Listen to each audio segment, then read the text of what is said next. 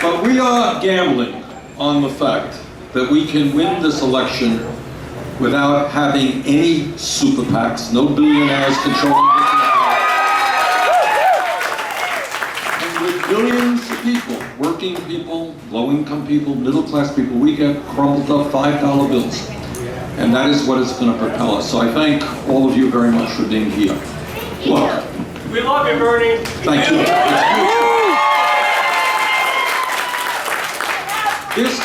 This country today, as you all know, faces enormous problems. But I think what I want to tell you from the bottom of my heart is the problems that we face are man-made, and the problems that we face can be addressed when we come together. They're not insurmountable problems. All right, this income and wealth inequality is grotesque, it is immoral, it is unsustainable. Nobody in this country thinks that it is appropriate that the top 1/10 of 1% owns as much wealth as the bottom 90%.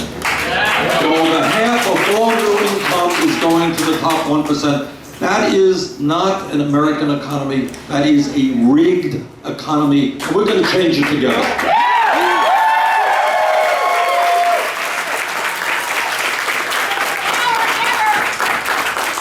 And what we are fighting for in this campaign, and I don't want to be overly dramatic in saying this, is the future of American democracy. All of you know what a disaster this Citizens United Supreme Court decision has been.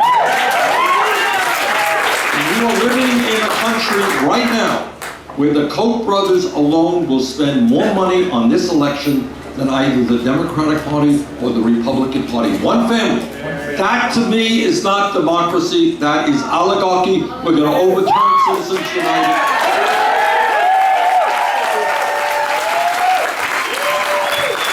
And you know what else we have got to do? We need to move toward public funding of elections. I want the American people, whether they're conservative, whether they're progressive like us, whatever they may be, moderate. I want young people to say, you know what, I'm interested in government. I'm going to run for office. And I want them to be able to run for office without begging money from the rich and the powerful.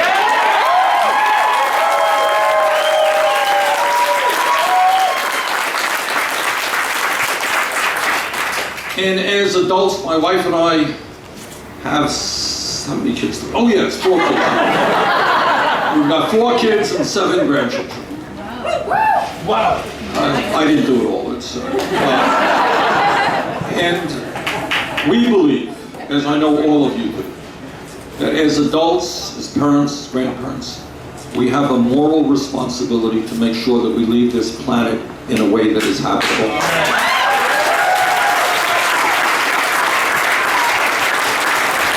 All of you are aware that climate change is real, it's caused by human activity, it's already causing devastating problems in our country and around the world.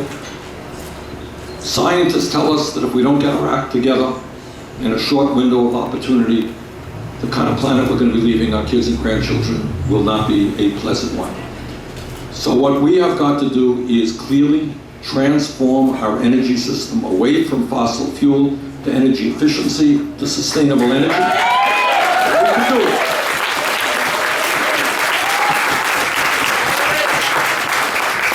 It is beyond my comprehension how, in a competitive global economy, hundreds of thousands of bright young people today are not able to go to college even though they are qualified.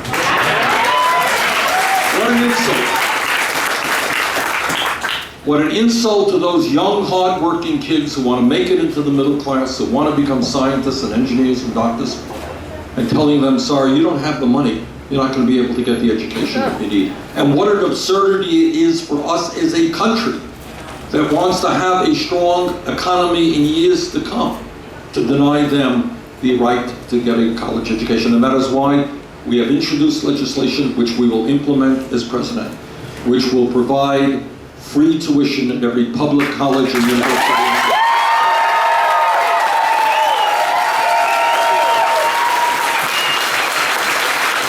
And what we also do in that legislation is end a terrible situation where millions of Americans, young and not so young, are struggling with oppressive student debt and high interest rates on that student debt.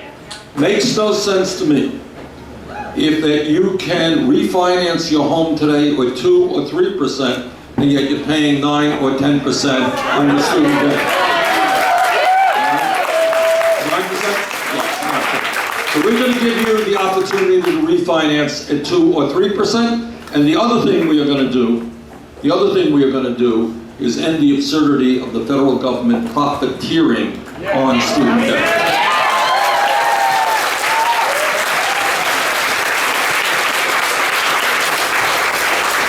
I want to talk about another issue, and that is the absolute need to reform our criminal justice system. And though you and I are outraged, we are tired of seeing unarmed African Americans being killed.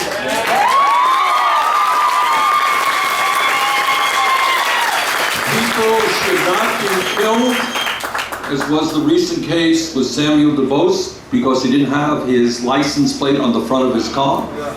People should not be dragged off to jail to die 3 days later, like Sandra Bland, because she did not signal a right turn. So there's a lot that has to be done, including very fundamental police reform, use of force.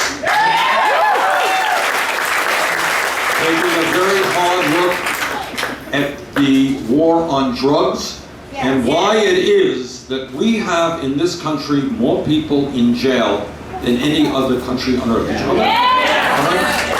So our job, and tied into that, by the way, is something that nobody talks about, very few people talk about it, and that is the outrageously high rate of youth unemployment in America.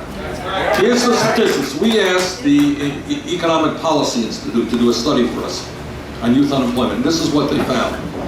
For kids who graduated high school between the ages of 17 and 20, if they are white, their unemployment or underemployment rate is 33%.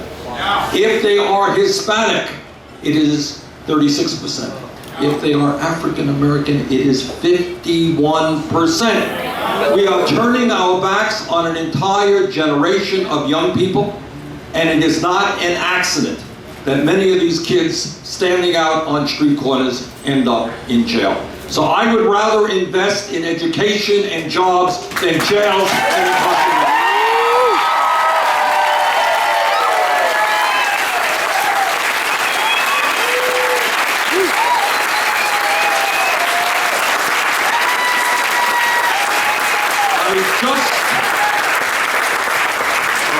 Yesterday, actually, I think it was, yesterday, I talked to the president about the agreement with Iran.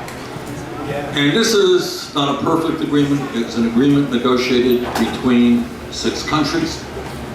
But it seems to me that many of my Republican colleagues have forgotten the lesson of the wars in Afghanistan and the war in Iraq, which I voted against. It seems to me that we have got to do everything that we can. I think Iran should not have a nuclear weapon, but B, we have got to do everything we can, not only prevent them from getting a nuclear weapon, but to do it without going to another war.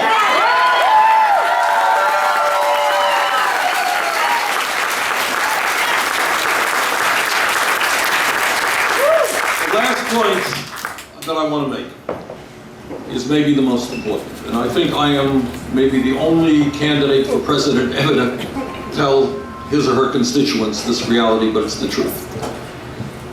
There is no president, no matter how smart, hardworking, decent he or she may be, that will ever be able to address the problems facing the middle class and working class of this country unless there is a political revolution. That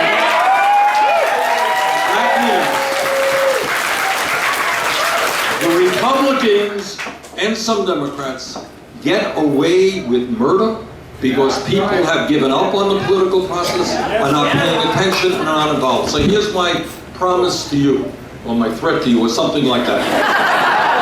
And that is, I need your help to get elected. But, that's the easy part. Oh, God. The hard part is, I will need your help even more significantly the day after the election. Yes. If you think that Wall Street will say, yes, Bertie, we think it is a great idea that you're giving us a tax on Wall Street speculation, I don't think so. And you, with me, are going to have to make them an offer they can't refuse. That is, the tens of millions of people are going to tell them in corporate America that their greed is destroying this country and they ain't going to get away with it anymore.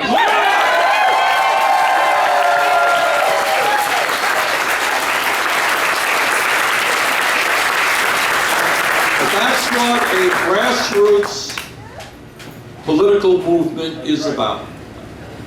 What the Republicans want, I don't know if any of you happen to, what can I say? I think we all did. What the Republicans believe in, if you read between the lines, and I know the rhetoric and I know the code words that, what the Republicans believe in are more tax breaks for billionaires, massive cuts in Medicare, Medicaid, education, federal aid, cuts to Social Security, and defying all of science which tells us how serious climate change is. That's their agenda. And it is an agenda funded by the Koch brothers and other billionaires. Now these guys have huge amounts of money, and frankly they have huge amounts of power.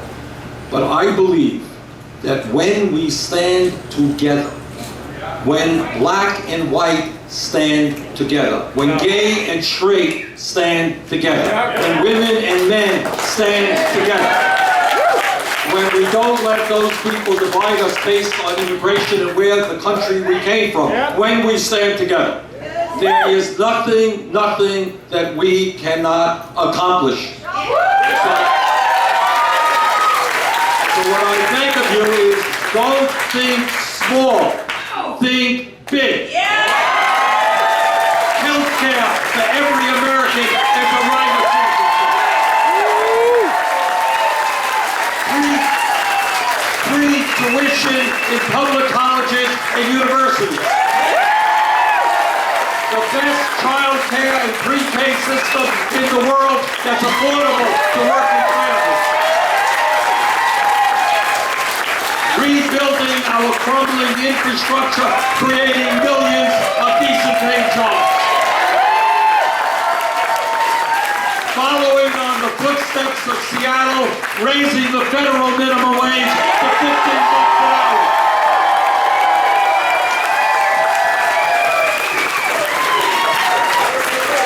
These are not utopian dreams. We can do it. All right, let's stand together.